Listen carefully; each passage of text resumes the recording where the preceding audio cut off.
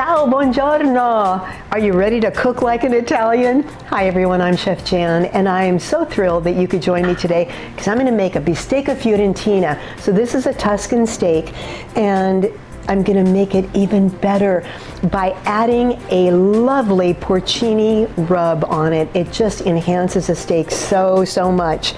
And then we're going to serve that today with a beautiful Italian salad, and I've got a special edible cup that salad is going to go in, so you're going to want to stick around and see that.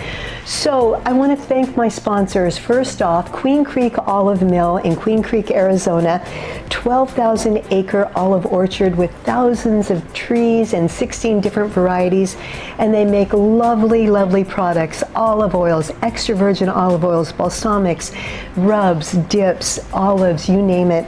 And also Arizona Farm Bureau, where we are loving farm to table. And the cattle industry in Arizona is gigantic. And so we're using a T-bone steak today. And so here's what we're going to do.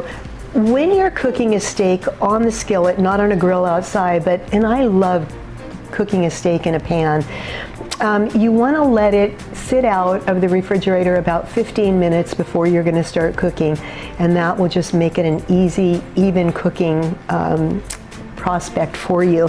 The next thing you want to do is really pat that steak down. You don't want to steam the meat, you want to caramelize it, and in order to do that you need a hot pan and a dry steak. Okay, so we got that going on. Now I've got my skillet heating up, and I'm going to add a little bit of this Queen Creek olive oil. This is their estate olive oil award winner this year.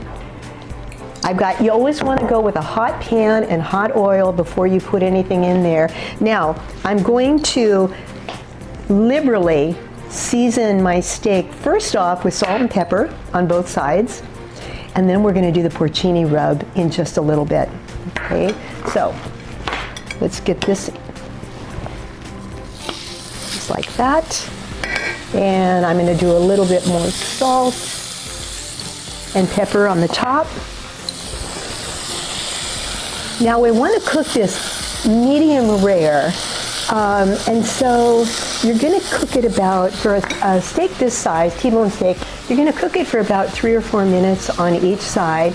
Take it off the skillet, let it rest on the counter for about 10 minutes. That's to redistribute all those beautiful juices. You don't want those great juices sitting on your cutting board. You want those in the steak. So I'm just going to crank this up because I want to get a nice sear on it. The caramelization, I don't know if you've ever heard of it, it's called the Maillard effect, Louis Maillard, and it's the caramelization that happens when you get the skillet nice and hot and those juices, and you've got the seasoning on there. It's just, it gives it a beautiful crust. I'm gonna just check this. Give it a couple more minutes. Okay, while that's cooking, let's make the rub. It starts with porcini powder. Now, unfortunately, it's hard to find porcini powder in the grocery stores, so you'll have to get it online. You can buy dried porcini anywhere in the produce section of the grocery store, but what you'll have to do is really figure out in a mini prep or something how to pulverize it to get it just like a powder. Much easier to get it online. This is the one I use, but any porcini powder is going to work just great. So it starts with about 1 ounce of that porcini powder. Let me just check my steak here. I'm going to, not quite ready. Okay. The next thing is some salt. Garlic powder, which I love. If I'm just doing a steak and seasoning it with salt and pepper, I always add a little bit of garlic powder. I just think it really enhances the flavor. We've got some ground pepper here. I've got a little bit of brown sugar, and I was mentioning that Maillard effect, the caramelization. Brown sugar will help do that as well. By the way, here's a tip about brown sugar. If you're caramelizing onions for sausage and peppers, or for a French onion soup, if you add about a teaspoon or 2 of brown sugar to your onions while you're sauteing them, you're going to get that caramelization a little bit quicker. Smoked paprika is the last ingredient that goes into my rub. I'm going to mix that all together. Let me just turn that steak, looking so good. Look at this beautiful powder. It's got lots of lovely flavor. I'm not putting it on the steak right now because what I want to do is cook that steak perfectly. I'm going to take it off about 2 minutes early, and I'm going to put the porcini powder on, and then I'm going to put it back in the hot skillet just so that it sears that porcini rub right on the steak. Okay. I'm going to take a quick break, go grab something in the refrigerator. When we come back, that steak should be ready to put this porcini rub on. We'll be right back.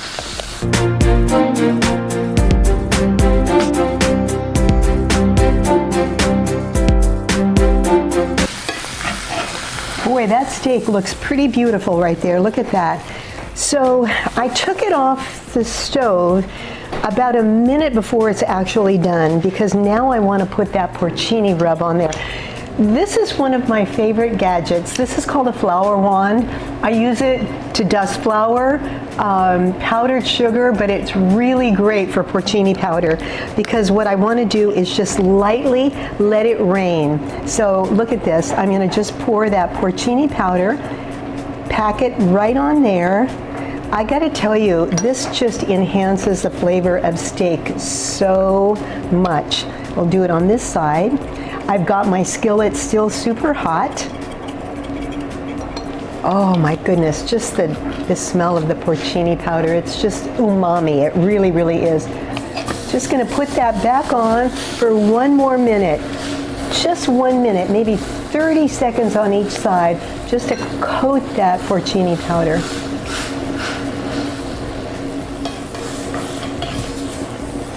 Oh, finito. That looks so, so good. Now, the last thing that you want to do, and this is sort of a secret of steakhouses, is add a little bit of butter right on top, right after that steak is cooked. And that just brings all the flavors home to Nonna. Just like that. Beautiful. So now I'm going to take that steak and just let that rest. Look at that beautiful porcini rub right there. Oh my goodness. Okay, nice. So now what we want to do, we're going to let this rest. And then I'm going to cut it and leave it on the actual T-bone, and we'll serve it that way. And so along with the bistecca Fiorentina, the Tuscan steak, we're going to do a Fregola salad. Now, I don't know if you've ever heard of Fregola before, but it's a tiny little pasta that goes really great in a salad. And then we're going to serve it in an awesome Frigo cup, which is a cup made out of cheese. We'll be right back.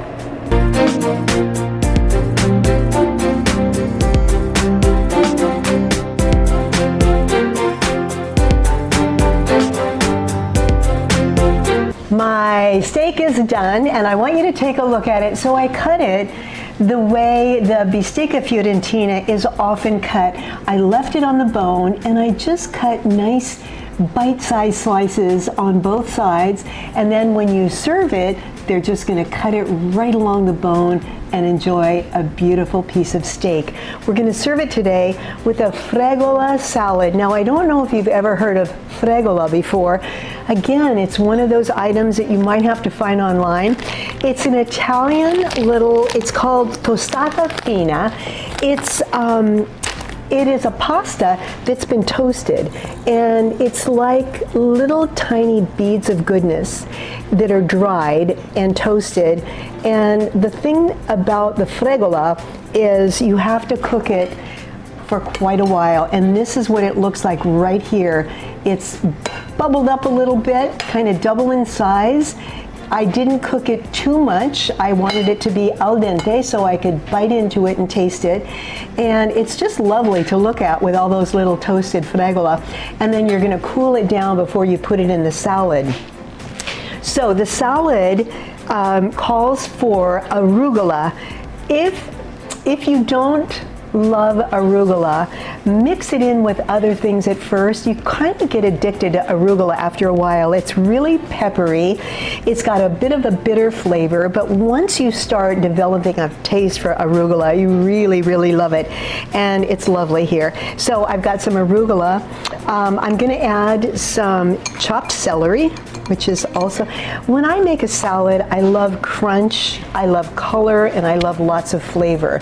And so that's what this salad is. Some yellow pepper, which is gorgeous to look at.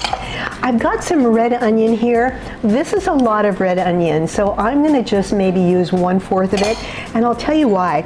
Red onion can really destroy a meal if it's too much, because it's very, very potent. So I'm just going to add a little dash of it. Castelvetrano olives. These are authentic Italian olives. They're a green olive. Castelvetrano. You can find them just about anywhere. They're hearty. They're full-bodied flavor, and of course Kalamata olives. And then we're going to add some pistachios to give it added crunch and flavor. Let's put those in there. And then I've got some provolone, so it chopped up really fine. Everything is sort of bite-size, just like that. And then I've got, in honor of my papa, my Sicilian papa, some mortadella and some salami. The mortadella, when I was a little girl growing up, my dad was a butcher, and we had an Italian restaurant in Lake Tahoe, and I used to get really upset because I told my papa that I was the only little Italian girl at school that would have prosciutto and mortadella hanging in their garage and a big wheel of cheese in the kitchen, and I just wanted to be like everybody else. And now I'm so grateful for having that experience. So the mortadella and salami is going in. This is sort of like an antipasto salad, right? That's plenty right there. And then I'm going to go ahead and add that nice chilled fregola. It's lovely, it's fun, it's kind of like an orzo salad, but I really encourage you to try different varieties of Italian ingredients that you don't really find that often, and fregola is definitely one. The dressing is so easy. It's just a little bit of red wine vinegar. Very simple. It's got so many flavors going on, you don't really need a lot. And then I'm using Queen Creek Olive Mills Estate Extra Virgin Olive Oil. This is the one that won an award this year, and they're looking to win it again next year. And I'm going to just add a nice amount of that gorgeous golden liquid gold, as my papa would call it. You can never overdo if it's good olive oil. Well, you can, but I'm not going to here. Okay, and then finally, just a little bit of salt, just like that. Okay, so now that we've got our salad put together, rather than serve it in a bowl, these are my nifty spatuloons, by the way. I created these about, 8 or 9 years ago. They're made out of bamboo, and they just sort of work for everything. You could find these on my website, by the way. So I'm just going to stir this up. But look at the colors and the flavors. I can smell the Castelvetrano olives. I can smell that beautiful olive oil, and the arugula is really popping through in my nose. Look at that. Okay, so it's light, it's simple, it's sort of an alfresco salad. Very, very hearty, full-bodied, but so delicious. But now we have to serve it in something really special. And we're going to serve it in Frico cups, which are just Parmesan cups. They're actually, it's Parmesan and a little bit of Jack cheese. And the reason you're adding Jack cheese is because it acts as a bit of a glue. So what I'm going to do, I've got my oven on at about 400 degrees. I'm just going to pile my Frico piles right here on a parchment lined sheet pan. And what's going to happen is these are going to spread. I'm going to cook them until they spread out, and then I've got my cupcake tin at the ready. And what we're going to do is we're going to transfer the sheets of Parmesan onto the cups to make great cups, and they just solidify pretty quickly. So let's get these in the oven, 400 degrees. It's going to take about 5 minutes. We'll be right back. Okay, so my Frico cups are out of the oven. It only took about 5 minutes at 400 degrees, 5-6 minutes depending on your oven. And you've got a window, a very short window. I've got my cupcake tin right here as my mold. you wait about a minute until it all sort of comes together, and then you can lift it out. Be really careful. I lift it with my fingers because I have Teflon hands after all these years of cooking. But what I'm going to do, you see this? I'm just taking that and I'm laying it right over the cupcake mold, and it's going to just form, and it won't take long at all, just a couple of minutes. But you know what? It's so much fun. And if you want to teach your kids to be Italian and to cook Italian, this is a really great project with your assistance, of course. They would love to have just about anything in a cheese cup. Okay, one more. And then we're just going to let that harden for just a couple of minutes. Just let those sit right there. Looks great. And then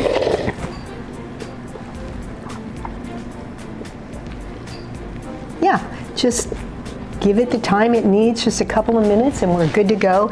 Now, I tasted the salad, and it needs a little bit more salt and pepper. So when I teach class, I'm always encouraging my students to have tasting spoons, to taste as you go. It doesn't do any good if something is too salty or not flavorful enough. When you put it on the table, then it's too late. So taste as you go, and make sure that you're not over salting or that you're seasoning things properly. It just needed a little bit more salt and pepper, and that looks absolutely beautiful. Okay, so we're just going to give it one more second. I need one more thing in the fridge. I'll be right back, and we'll put them together. I love the way these little cups turned out. It only took just a couple of minutes for them to harden up, and the cupcake holder is a great way to go on that. You could use a little bowl if you want, or a cup, but the cupcake holder will hold a lot of them. So then I'm just filling it. It's already got the dressing. It's got all of the goodies in there. Now you tell me that your child will not love eating salad out of a little cheese cup, correct? I wish you could meet the crew behind the scenes, because they're kind of going nuts over this idea and elaborating on it. So I'm just filling it with salad, but they're saying that you could take a garlic knot, heat that up, put that in the Frico cup, put a little bit of marinara sauce on it. You don't need the cheese, and you've got a bite-sized cup pizza. I love that idea. By the way, our photographer, our cameraman, Ralph, said that you always knew an Italian child in school because their paper bag was always oily on the bottom. It's so true. Bite into that big panini sandwich with that oil. Oh yeah. Anyway, here we go with our gorgeous Frico cups, our bistecca Toscana, our bistecca Fiorentina, and cut all ready to go. This is going to make a lovely presentation for your table. I think the kids are going to love this for a salad, absolutely. And my recipes are on my website at jandiatri.com. I want to thank my sponsors, Queen Creek Olive Mill, for providing the most delicious, innovative, and tasty olive oil, and all of their fine products like the balsamics and the oils, the dips and the rubs, and also the Arizona Farm Bureau, where we're getting this wonderful beef and these beautiful leafy greens that are grown all year long in Arizona, and they're growing for the rest of the country during the winter. I'll tell you more about that in upcoming shows. So here we go. Enjoy your steak Fiorentina. Thank you so much for letting me share my Italian heart with you, and I'll see you on the next show when we cook like an Italian.